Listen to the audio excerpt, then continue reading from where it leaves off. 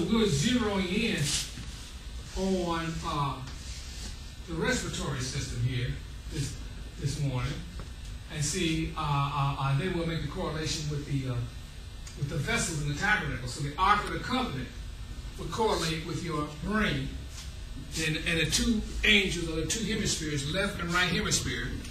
See, just like you have to be what? You got an intuitive side, you got a what?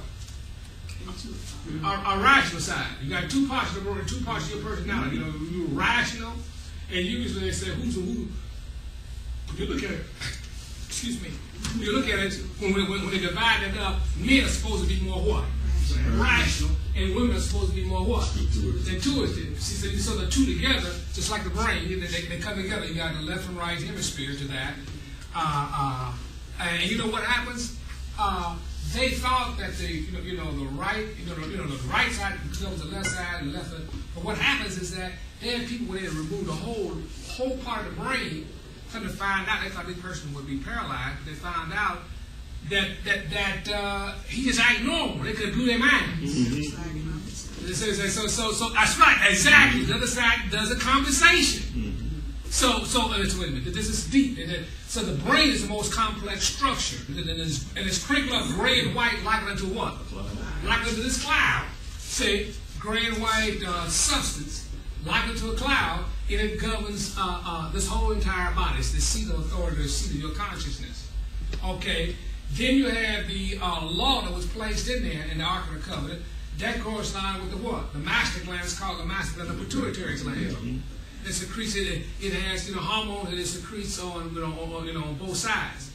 And then basically there are three or four primary functions. It's what? Reproduction, metastasis, and what? A growth. Those are the three primary functions of that pituitary gland. See, that governs this body. See, so now in other words, you got to grow. See, just like you got to grow physically, you got to grow what? Spiritually. See, it's saying as you reproduce in this body here, you got to reproduce in the soul. All that's correspondence to everything in the natural is in the physical. We'll get into just a moment. Okay, so you see that there was a veil there that was between here. The holy place and most holy place, this is the neck. The neck divides the head from the chest. Mm-hmm. And the diaphragm divides the chest from the what? The abdominal cavity. So you had a blue, purple, and scarlet here. Oxygen blood is always medically designated as red. Mm-hmm. Impure blood is what? Blue. And the iodine in the thyroid is purple. So then you come all the way down here into the region that we want to get into. Is the incense, which is offered on this thing here, is correlated with what? The lungs. This brings in the, we'll come back in just a moment, air into the body such that oxidation can begin to take place and furnish what's 100 degrees and it helps furnish energy. In order to have fire, you got to have oxygen. Mm-hmm. See what I'm saying? So what you had there, so you had the seven branch aorta, that this is the oxygenated blood coming back from the heart that's being purified, that goes throughout the body, that furnishes the bodies with the cells and with the oxygen that they need. And then you have, that corresponds with the seven branch candlestick.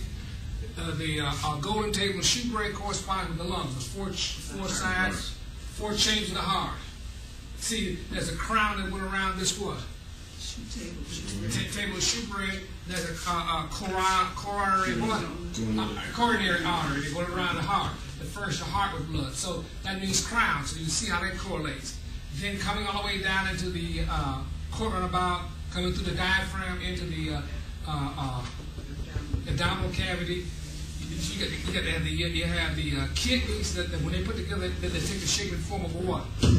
A ladle, just like a ladle. They're for the washing of blood. They have the right divide, what to keep and what to cast off. And then you have the adrenal glands looking like pyramids. Mm-hmm. Two pyramid structures, just like they got pyramids where? In Egypt. You got pyramid cells in your brain. People say, well, I got all these pyramids around. Well, you got them all, you got them in your body. That's another story, another place. But you put these together, they form the labor. There was a bladder that let water out here, out of the body, just like there was a spigot there that let water out of that labor. Then you had a what? You had your colon here, see, corresponding with where your sacrifices are burned. Here is on this altar, where the digestion truly takes place, and the assimilation of what? Of food nutrients, the fats, amino acids, proteins, and etc., are absorbed into the various parts of the large and small intestinal tracts. Here, you got an ascending, transverse, descending, and sigmoid colon. Those 4 points of blood there correspond to the 4 points of blood that was placed here on this altar here. See, so the burning of your sacrifices takes place in the stomach, but primarily, really broken down into what? Intestinal, where the things are clean. Now, as that thing had to be cleaned, they had a grate in there, had to be cleaned daily. Well, this thing has to be clean. That's why you always passing what? Passing it, and also what? Yeah. That's right. You have your stool removed. That has to be taken outside this tabernacle, or else you're in trouble. So that's why people not having and how this thing is clean. They have somebody scrub it down and clean that thing. Here, Yahweh said, I know this colon needs clean. I'm not going to leave it to you. That's why you get your fiber.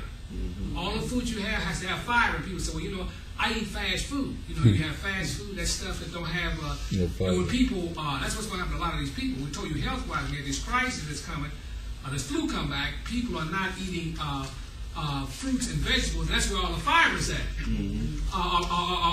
Bread, wheat bread. They ain't talking about no Wonder Bread. See, so they're not eating fruits and vegetables. Then you have no fiber to go down there and clean that what out? They clean that colon out, so it gets caked up in there, and then you have to, if you get impacted enough, you'd be in trouble. You'd be in big trouble. People say, I hadn't had the bowel movement in 2 weeks. You look at it. You in sad shape. And they think there's nothing wrong with it. But see, the sacrifice of this dung had to be taken outside that tabernacle daily. If they didn't, y'all would kill them. Showing forth that the dung was left in your tabernacle, it'll what you? It'll kill you. So you can see then how David said, I'm fearfully and what? Wonderfully made. Now, so that's the correlations between the physical body and the tabernacle vessels in the tabernacle and your physical body. Now, we're focusing in on this lung structure here, see, and how we'll begin to understand that how you're breathing in. See, now listen, you can go without water for how many days?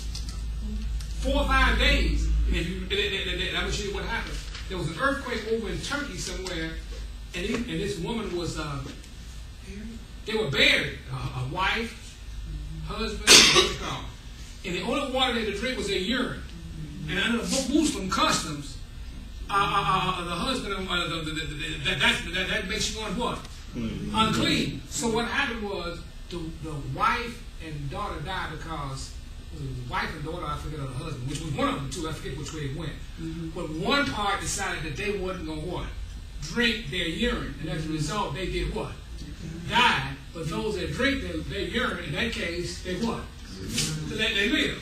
You know what I'm saying? So in other words, you have to have, the problem is, this body is how much liquid and what? 75, 25. That's right. You're 75% what? What? Water. So the water bag, you mix it up. And this thing get dehydrated real quick. See, in certain situations, that's why you have to, constantly renew it with water. Okay, so you can go without water for 4 days. You can go without food for how long?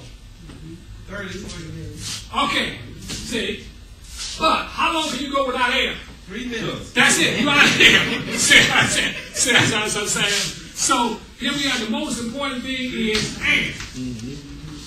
And air is going to be surrounded with what? Spirit. See, that's the correlation here. Air, and we know this is also correlated with the what?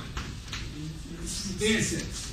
Okay. So then the air in which you breathe, that's necessary for life itself to sustain, and why the air is necessary is part of the oxidation process. Oxidation.